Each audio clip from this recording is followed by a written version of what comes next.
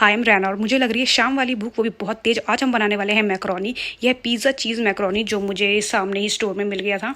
इसमें ये सीजनिंग मिली है। इसको हमें पानी में मैक्रोनी को भिगोना है, देन इसमें सीजनिंग मिलानी है और इसे 3 मिनट्स तक पकाना है। पकाने के बाद ये कुछ इस तरह से लग रहा है। इसके अंदर कॉर्न्स भी है और ग्रीन्स भी आपको दिख रहे हैं काफ़ी अच्छे। और ये पकने के बाद कुछ ऐसा है। अब चलते हैं खाने की टेस्टिंग करने। ये थोड़े मिड डे के लिए काफ़ी ज़्यादा अच्छा है। मुझे इसका टेस्ट काफ़ी अच्छा लगा। मैंने हल्का सा नमक इसमें ऐड ऑन किया। बाकी आपके नॉर्मल स्नैकिंग के लिए काफ़ी अच्छा है and it was a good taste. I would recommend it. Okay, bye.